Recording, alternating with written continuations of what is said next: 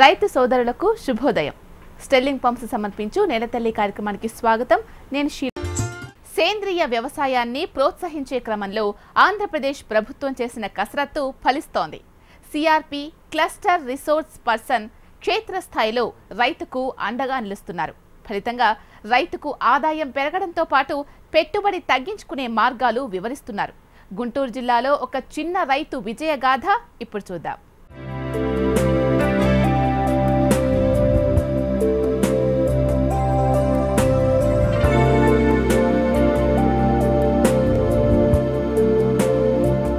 జిల్లా తెనాలి డివిజన్ కొల్లిపర మండలం తూములూరు గ్రామానికి చెందిన శ్రీనివాసరావుకు 1/2 ఎకరా భూమి ఉంది. ఇదే వీరికి ఆధారం. కానీ ఈ 1/2 ఎకరాల్లో పండేది కుటుంబం గడుస్తుందా అన్న సందేహం ఉండేది మొదట్లో. పెట్టుబడి పెట్టే స్తోమత కూడా అతనికి లేదు. ఏ పంట వేస్తే ఎంత లాభం వస్తుంది అనుకున్న సమయంలో ఈ రైతుకు స్థానికంగా పనిచేసే సిఆర్పి అండగా నిలిచారు.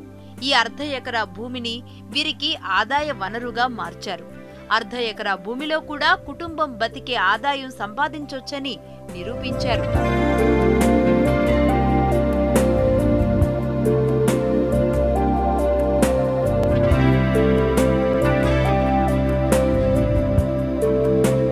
తూర్పుగోదావరి జిల్లాకు చెందిన పద్మజ స్థానికంగా సిఆర్పిగా పనిచేస్తున్నారు. ప్రకృతి వ్యవసాయాన్ని ప్రోత్సహించడం, ఖర్చు తగ్గించుకునే మార్గాలను వివరించడం, సాగును లాభసాటిగా మార్చడం సిఆర్పిల పని. ఇక్కడ పద్మజ చేసిన చిన్న ప్రయత్నం ఫలించింది. 1/2 ఎకరాలు ఎలాంటి పంటలు పండించవచ్చు, ఎన్ని రకాల పంటలు పండించవచ్చు అనే అంశాన్ని శ్రీనివాసరావు కుటుంబానికి వివరించారు. నేను సిఆర్పిగా ఇక్కడ పనిచేస్తున్నానండి. వీళ్ళది చిన్న ఫ్యామిలీ అండి.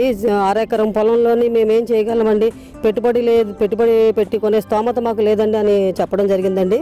వీళ్ళ దగ్గరికి వచ్చి మీరు 1/2 ఎకరంలోనే మీ కుటుంబానికి సరిపడా సంపాదన అంతా వస్తుంది, ఈ విధంగా వేసుకోండి అని వీళ్ళకి ములగా మళ్ళీ దోస ఇవన్నీ కూడా వేయించడం జరిగిందండి. రసాయనిక ఎరువులు మాత్రం ఎట్టి పరిస్థితుల్లో వాడట్లేదు. ఈ కషాయాలు తయారు చేయించి వీళ్ళ చేతే ఈ కుటుంబ సభ్యులు అందరూ కూడా కష్టపడి ఈ 1/2 ఎకరంలోనే వాళ్ళు పండించుకోవడం జరుగుతుందండి. ఇదే కాకుండా ఆరోగ్యం కూడా బాగుంటుంది. ఈ విధమైన తినడం వల్ల మీకు హెల్త్ ఆరోగ్యం కూడా బాగుంటుందని వాళ్ళకి చెప్పి ఈ విధంగా చేయించడం జరుగుతుందండి. ఏక పంట విధానానికి స్వస్తి పలకాలి, మిశ్రమ పంటల సాగు ప్రోత్సహించాలి, అంతర పంటల ద్వారా ఆదాయం పెంచాలన్నది సిఆర్పిల సూత్రం. అందుకే ఉన్న ఈ 1/2 ఎకరా భూమిలోనే 4 రకాల పంటలు సాగు చేశారు. 365 రోజులు ఆదాయం వచ్చేలా చేశారు. పద్మజ మేడం గారు వచ్చారండి. మేము చేలో పైరు వేద్దాం అనుకునే టయానికి వచ్చి ఇలా మాకు మందులు కొట్టే సంవత్సరం లేదండి అంటే ఆవు మూత్రం, ఆవు పేడ ఈ కషాయం తయారు చేసి మీరు వాడుకోండి నేను చెబుతానయ్యా అంటే ఈ ములగ, దోస, బెండ, వంగ ఇవన్నీ వేసామండి. ఈ 1/2 ఎకరం చేలోనే ఓ పైరు అయిపోగానే ఓ పైరు వచ్చేటట్లుగా బిట్లుగా వేయించారండి. వేయించి అవి ఇప్పుడు మేము పంటకు వచ్చినాయండి. ఇంకా కోసే టైం రాలేదు. అయినా ఆ మేడం గారు చెప్పినట్టుగా మేము వాడుతున్నాం. అయితే ఖర్చు ఇప్పుడు వరకు మందులకి మేము పెద్దగా మందులు కూడా మేము బయట నుంచి తెచ్చి వాడలేదు. ఆ కషాయాలు తయారు చేయడానికి మాత్రం వాడాము. ఏదో కొద్దిగా ఒక 500-1000 రూపాయల కన్నా మించి మాకు ఖర్చు అవ్వలేదండి. అలా చేసుకుంటూ వస్తున్నామండి. మొదట దోస, ఆ తర్వాత 20 రోజులకు వంకాయ, మళ్లీ 10 రోజులకు చిక్కుడు, మరో 20 రోజుల తర్వాత బెండ నాటించారు. ఇప్పటి వరకు కేవలం 400 రూపాయల ఖర్చు అయింది. పంట సాగు ఆశాజనకంగా ఉంది. ప్రణాళికాబద్ధంగా విత్తనం నాటడం ద్వారా ఒకదాని తర్వాత ఒక పంట వస్తుంది. ఎప్పటికప్పుడు వ్యవసాయ శాఖ అధికారులు సలహాలు ఇస్తున్నారు. కషాయాలు తయారు చేయించి వాడిస్తున్నారు. ఫలితంగా పంట ఆశాజనకంగా ఎదిగి దిగుబడులు కూడా పెరిగాయి. వచ్చే ఆదాయంతో కుటుంబ అవసరాలు చక్కగా తీరుతున్నాయి.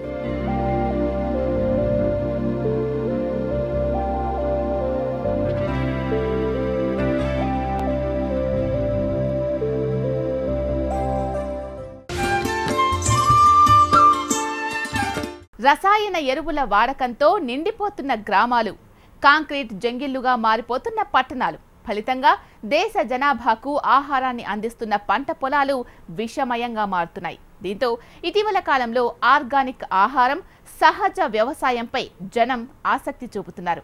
ముఖ్యంగా నగర వాసుల్లో ఇది ఎక్కువగా కనిపిస్తోంది. మరి ఈ ఆర్గానిక్ ఆహారాన్ని అందిస్తున్న మార్కెట్లు ఎక్కడున్నాయి, వాటిని ఏ విధంగా నిర్వహిస్తున్నారో తెలుసుకుందామా?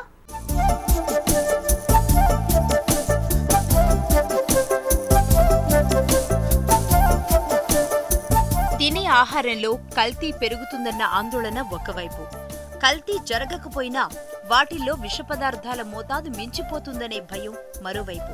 ఇవి సగటు మానవుణ్ణి ప్రతిరోజు కలవరపెడుతున్న అంశాలు. వీటికి పరిష్కారంగా సేంద్రియ ఉత్పత్తులపై ప్రజలు ఆకర్షితులవుతున్నారు. విష ఆహారం తింటే ప్రమాదకరమైన రోగాల బారిన పడే అవకాశం ఉండటంతో నగరంలో సహజ ఆహారంపై రోజురోజుకు మక్కువ పెరుగుతోంది.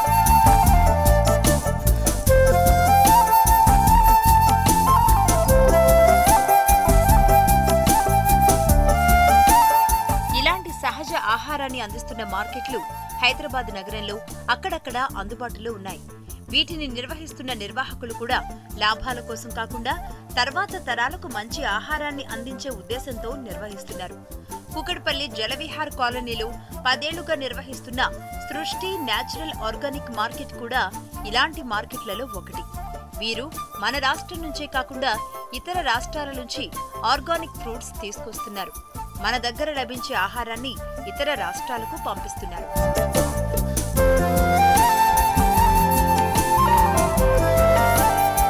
దీంతో సహజ పద్ధతులలో పండిస్తున్న రైతులకు మార్కెట్ కల్పించడమే కాకుండా ప్రజలకు మంచి ఆహారాన్ని అందిస్తున్నారు. రోజువారీ మార్కెట్లో లభించే కూరగాయలు, ఆకుకూరలు కంటే వీటికి కాస్త ఎక్కువ ధర పలుకుతున్నప్పటికీ ఆరోగ్యం బాగుంటుంది అనే ఆలోచనతో వినియోగదారులు కొనుగోలు చేయటానికి వెనుకాడటం లేదు. ఈ మార్కెట్కు అతి తక్కువ మంది వినియోగదారులే వస్తారు. కానీ వారికి సరిపడా వస్తువులు అందించడంతో పాటు మిగిలిన వాటిని బ్రాండ్ ఉన్న సూపర్ మార్కెట్లలో విక్రయిస్తున్నారు.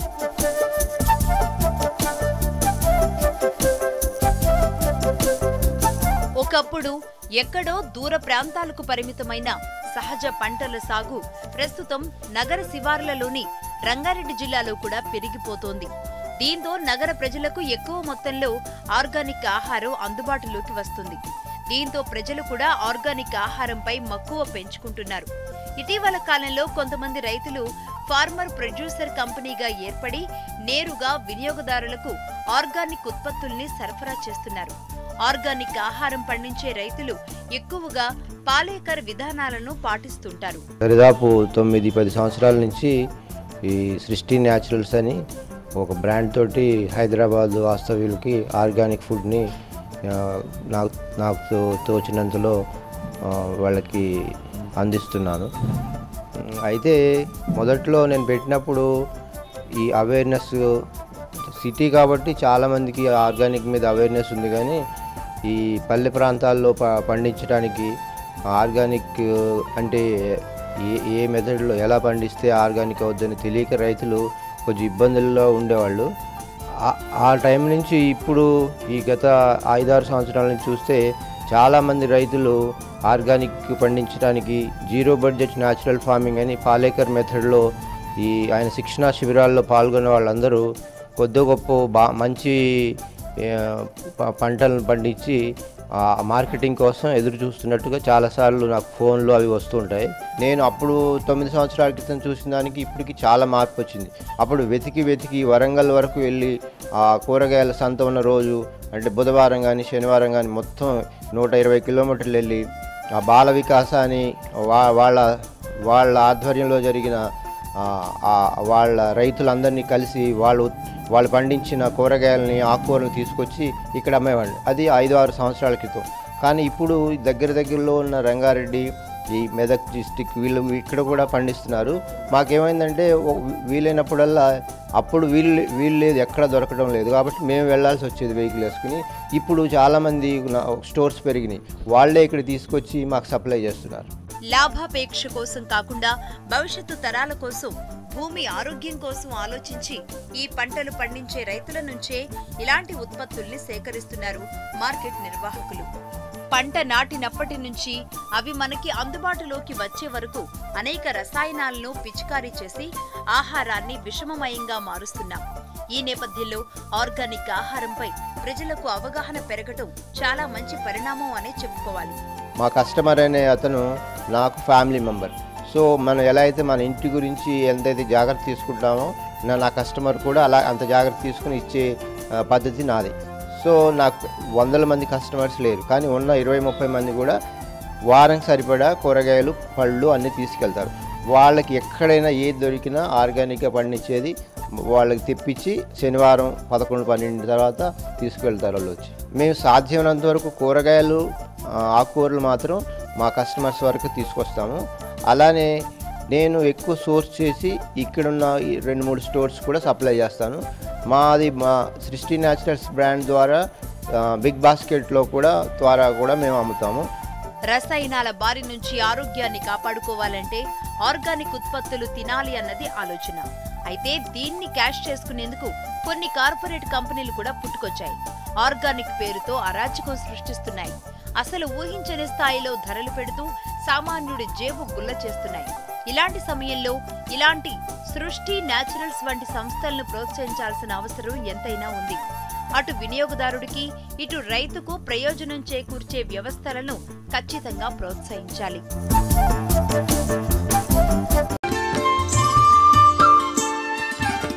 భారతదేశంలో కొబ్బరి ఉత్పత్తుల్లో ఆంధ్రప్రదేశ్ 3వ స్థానంలో ఉంది.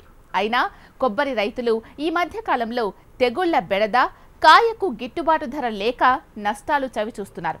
ఈ నేపథ్యంలో ఏపీలో కొబ్బరి రైతులను ఆదుకునేందుకు ప్రభుత్వం కొబ్బరి ఆధారిత పరిశ్రమల స్థాపనపై ప్రత్యేకంగా దృష్టి సారించింది. దేశంలో మరే రాష్ట్రంలో లేని విధంగా పరిశ్రమలు ఏర్పాటు చేసి ప్రజలకు ఉపాధి కల్పించాలనే ఉద్దేశంతో ముందుకు సాగుతోంది. కొబ్బరి చెట్ల ద్వారా నీరా ఉత్పత్తి చేసే ప్రతిపాదనపై రైతులు ఆసక్తి చూపుతున్నారు.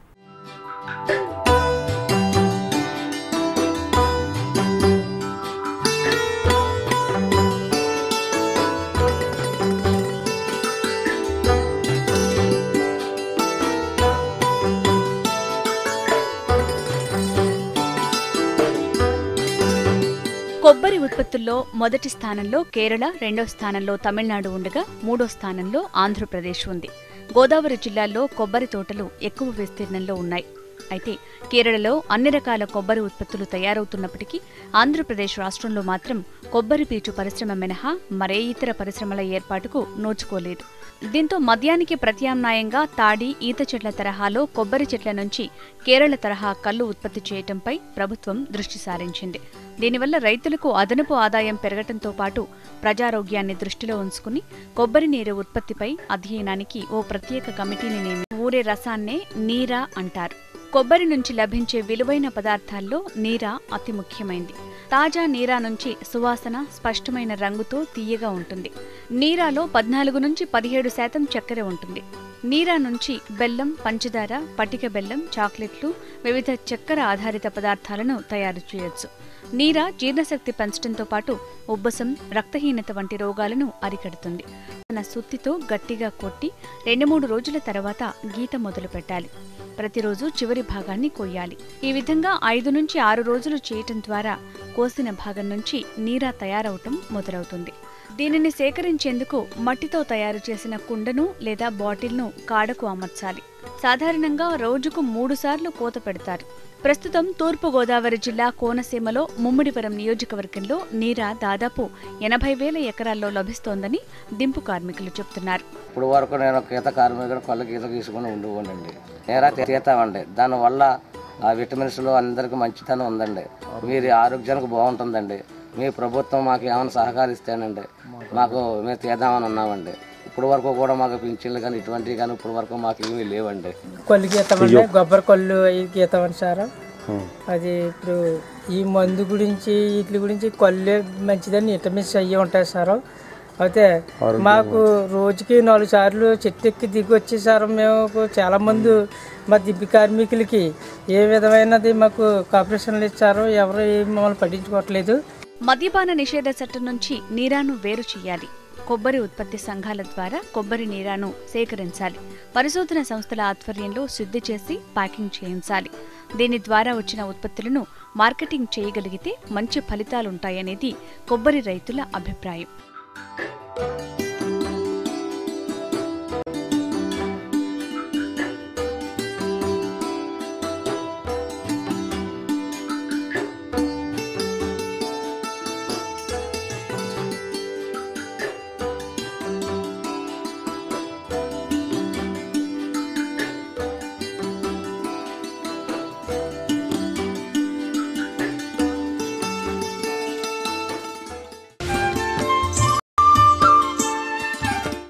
దంపతులు ప్రకృతి ప్రేమికులు. పచ్చదనం అంటే అమితమైన అభిమానం. వీరికి మొక్కల పెంపకం అంటే ప్రాణం. మనిషి కంటే చెట్లనే గౌరవిస్తారు. వారి ఇంటి ఆవరణ పూర్తిగా పచ్చదనం పరుచుకొని ఆహ్లాదాన్ని, ఆదాయాన్ని ఇస్తున్నాయి ఆ పెరటి మొక్కలు. పర్యావరణ పరిరక్షణకు తమ వంతు బాధ్యతగా కృషి చేయాలి అన్నదే వారి కోరిక. ఆ ఇంట్లోకి అడుగు పెడితే మనకు నందనవనంలోకి వెళ్ళిన అనుభూతి కలుగుతుంది. గేటు దాటింది మొదలు ఇంట్లోకి వెళ్లేంత వరకు రంగురంగుల పూల చెట్లతో పాటు రకరకాల మొక్కలు స్వాగతం పలుకుతాయి. దశాబ్ద కాలంగా ఎన్నో రకాల మొక్కలను పెంచుతూ పలువురికి ఆదర్శంగా నిలుస్తున్న ఆ దంపతుల గురించి తెలుసుకుందాం.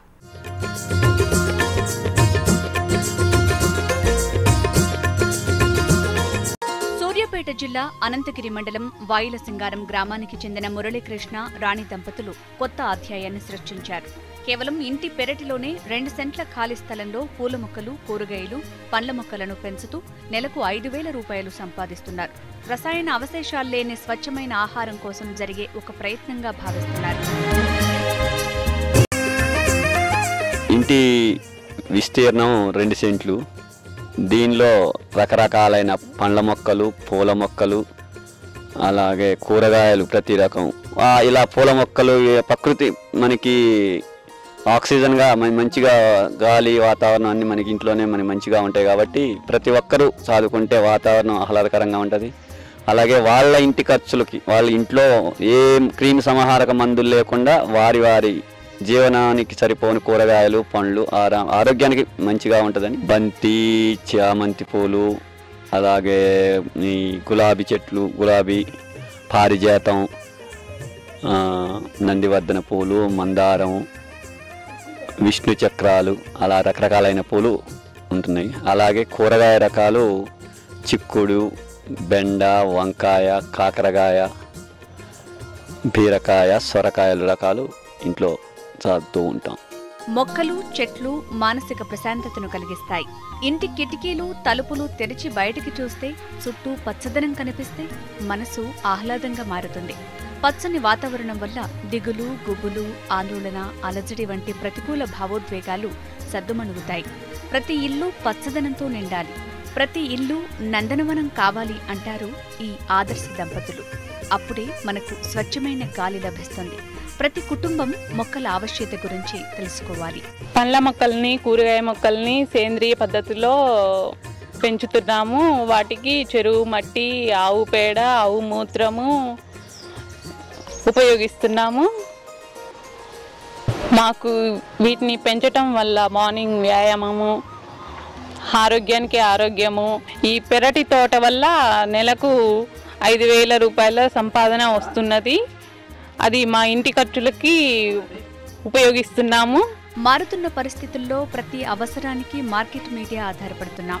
కరివేపాకు, కొత్తిమీర అన్నింటికీ మార్కెటే ఆధారం అన్నట్లుగా ఉంది పరిస్థితి. ఈ పరిస్థితిని అధిగమించి కొత్త అధ్యాయానికి తెరతీశారు ఈ దంపతులు. ఇళ్ళు, నగరాలు అంటే కాంక్రీట్ జంగిళ్లు కాదు, పచ్చని తోరణాలుగా మారాలని సూచిస్తున్నారు. ఇలాంటి ఆదర్శ గృహాలను చూసిన తర్వాత మనము ఆలోచించాల్సిన అవసరం ఉంది.